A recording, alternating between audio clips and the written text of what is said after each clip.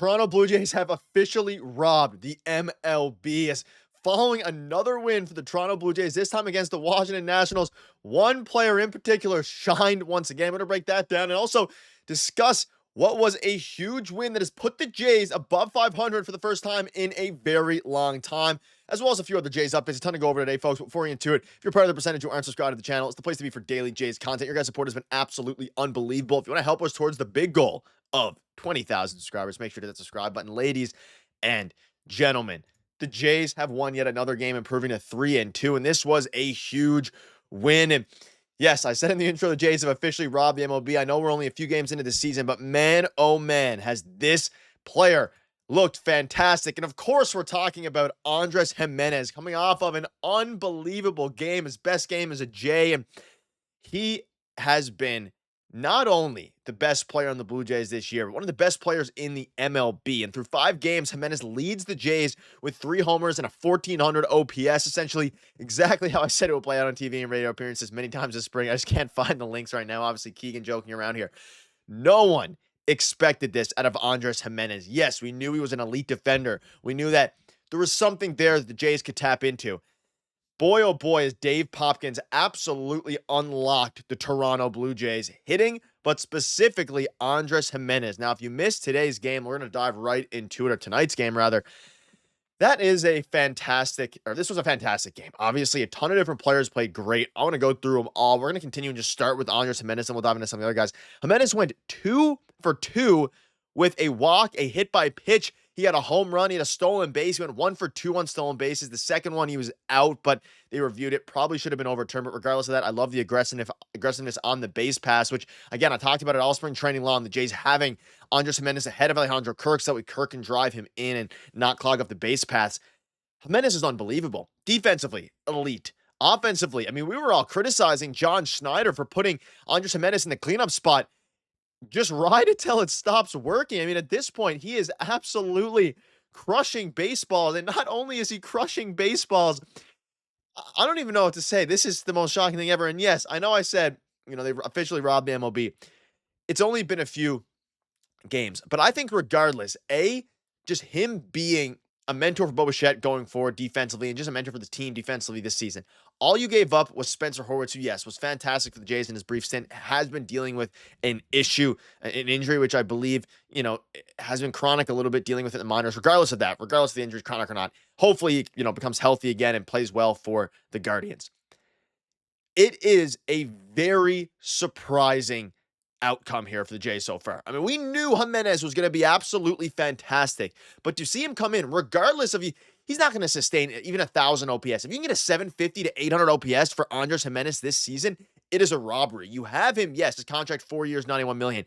It could be seen as steep, but if he's playing anywhere near this value, he is going to be an absolute steal, and he already is with his defense. It's all about if he can maintain league average hitting, and man, oh man, am I fired up about it, because he set a Blue Jays franchise record for the most home runs in the first 5 games with a new team.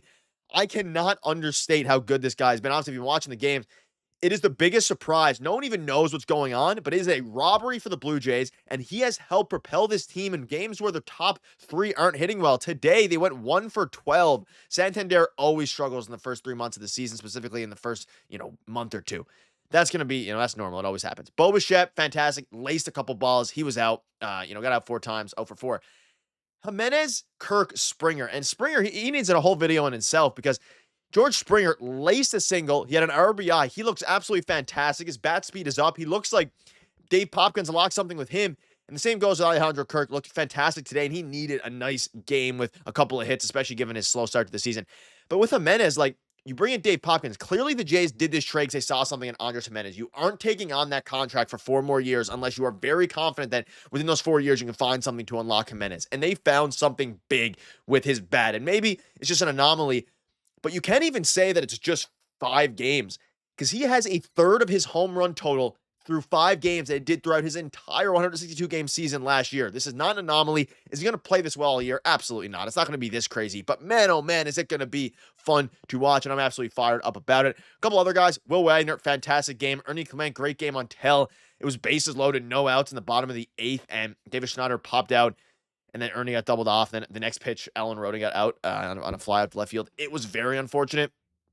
Or Alan Rodens was a pop out to CJ Abrams. But regardless, it was a unfortunate base running error, but the team is playing such good baseball. You have Alan Roden going 1 for 4, and besides that pop out to the third base side, it was a fine game for Alan Roden. I don't think he's struggling a little bit. He's swinging a lot of first pitches. It is what it is. I think he'll be fine. Nathan Lucas struggling a little bit. I think he or Miles Straw is going to be the one. I mean, one of them are going to get sent down when Verasho comes back. But what a fantastic game. On the pitching end, Bowden Francis, and this video is probably going to be about Bowden Francis if Andres Gimenez didn't have such a great game. Fought for a no-hit bit again heading into the 6th inning, then gives up 2 moonshots, solo shots, walks 3 guys, ultimately had a fantastic game. Let the bullpen, didn't wear him out too much because, again, coming into this game, like I mentioned in the video earlier today and yesterday, Jeff Hoffman was down. I assumed he was going to be following back-to-back, 20-pitch innings or so, 20-pitch innings or so. Nick Sandlin looks absolutely filthy. Gives me some Adam Simber vibes out there a little bit. Let me know if you guys, obviously, he's not quite as sidearm as Simber, but just the way his stuff is funky. He doesn't throw super fast. He has a splitter sweeper, 90-mile-per-hour fastball, and 91, 92, 90-mile-per-hour fastball. Brendan Little, a little bit shaky, but looked fantastic. Still looked very solid. Couple of hits there. And then Jimmy Garcia just absolutely mows down the opposition.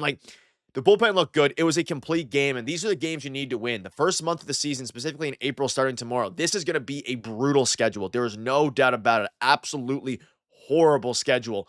You are playing a ton of good teams. You have the Yankees towards the tail end of it. You have a bunch of different teams, right? You need to take care of business against the very few weak teams that you have. And not saying the Nationals are a pushover. They still have a very solid team.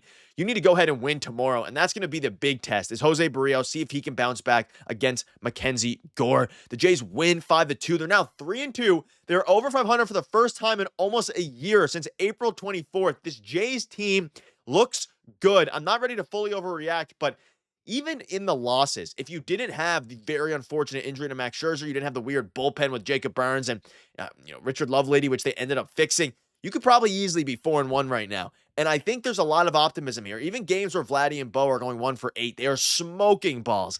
In games where you have George Springer going 6 for 15, he had a horrible spring. He's crushing balls. Everything looks good. Jimenez himself has more homers than the Rockies, Angels, Twins, Rays, Astros, and Mets.